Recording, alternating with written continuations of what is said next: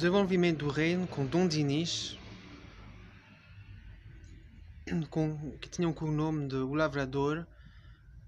O reino dele durou de 1279 a 1325. E então vou ler um pequeno texto. Na noite escreve um seu cantar de amigo, o plantador de naus a haver, e ouve um silêncio múrmuro consigo.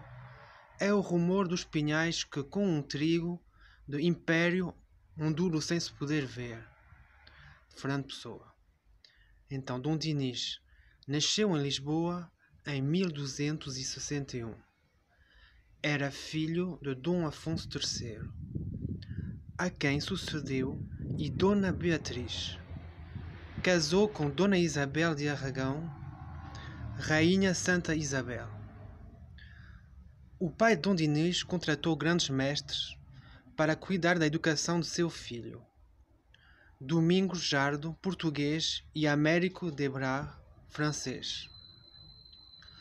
O seu irmão, Dom Afonso, pretende disputar a posse do trono e ambos se envolvem numa guerra civil que veio a terminar graças à intervenção da rainha Dona Isabel. Dom Dinis foi cognominado o Lavrador, pois foi a agricultura que lhe mereceu os seus maiores cuidados. Mas também há quem lhe chame o Rei dos Três Errados, porque Dom Dinis promulgou sábias medidas para defender a agricultura e foi esse o arrado da terra. Até então a nossa língua quase não existia.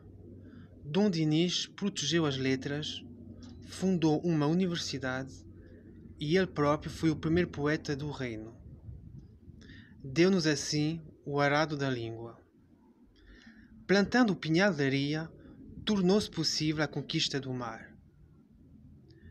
O pinhal era a esquadra dos descobrimentos ainda em terra, e eis o arado do mar.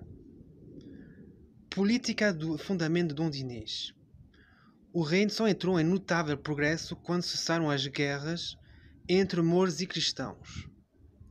Os reis, Dom Dinis e depois Dom Fernando, publicaram e fizeram executar várias medidas. Pode dizer-se que Dom Dinis fez tudo quanto quis. Proteção à agricultura. Fundou povoações nas regiões mais indicadas para a agricultura. Mandou semear os pinhais de Leiria e a Zambuja. Criou várias herdades e mandou enxugar terras pantanosas como Ulmar, Salvaterra, de Magos, Mus e Valada, para que pudessem ser cultivadas, e entregou-as a agricultores. Ordenou a plantação de vinhas e pomares.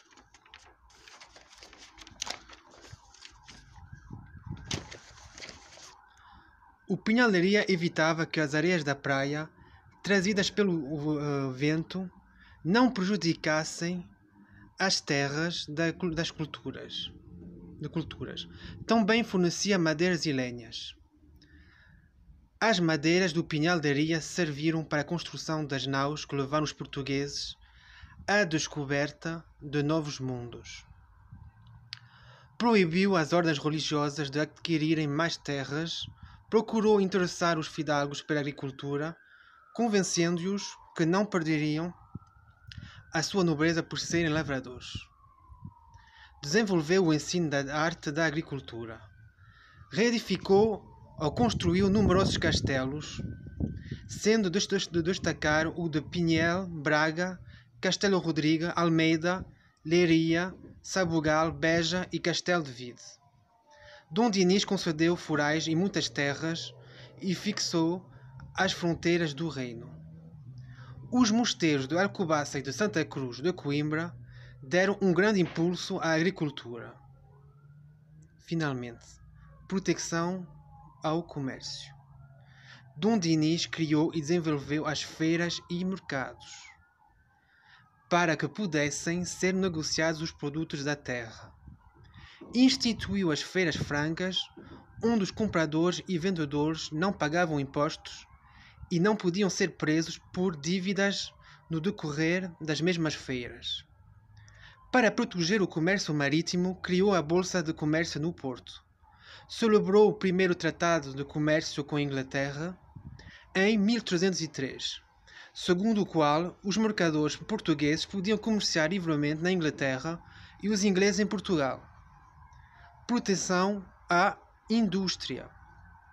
Desenvolveu-se a indústria da pesca, extração do sal, tecidos de linho e preparação de peles de animais. Protegeu e desenvolveu a exploração das minas de ferro, ouro, prata e cobre. Proteção à marinha. Dom Dinis mandou construir novos barcos para o transporte de mercadorias e para a pesca. Iniciou a pesca do atum e da baleia. Criou portos. Começou assim a marinha mercante portuguesa. Contratou o almirante genovês italiano Manuel Peçanha em 1317 para almirante-mor da Armada, organizando a marinha da guerra e preparando os portugueses nas coisas do mar.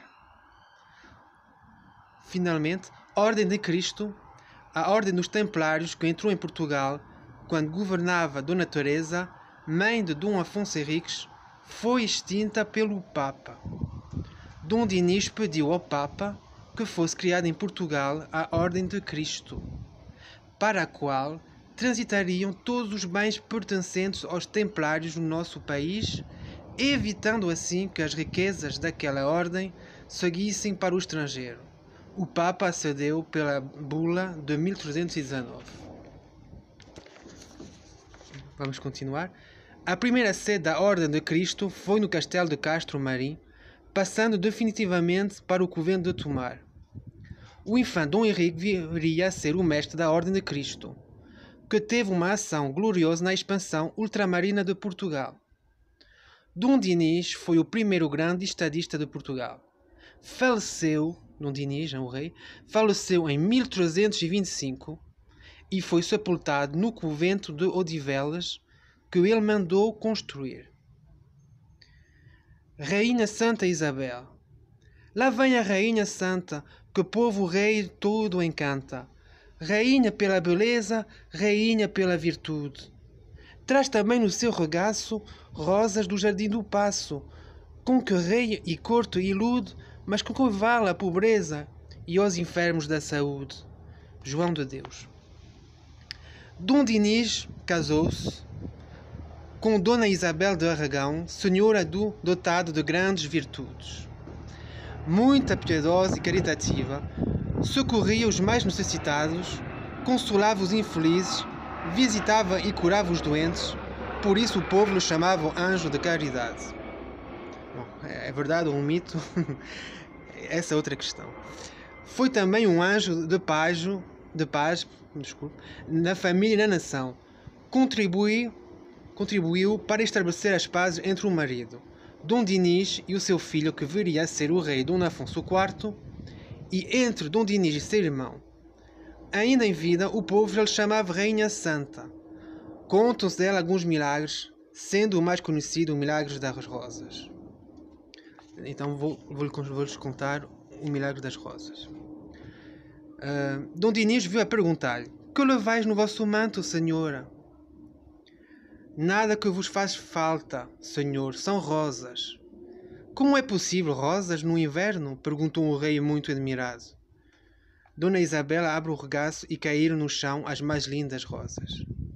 Depois da morte de Dom Dinis, a rainha Dona Isabel recolheu-se ao convento de Santa Clara, em Coimbra, onde se entregou à oração, à penitência e às obras de caridade.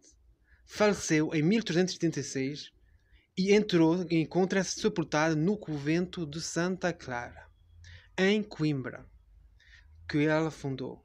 Foi canonizado em 1625 e hoje é venerada sob a invocação de Rainha Santa Isabel. Coimbra celebra grandes festas em sua honra. Muito obrigado. De Londres. Tchau, tchau.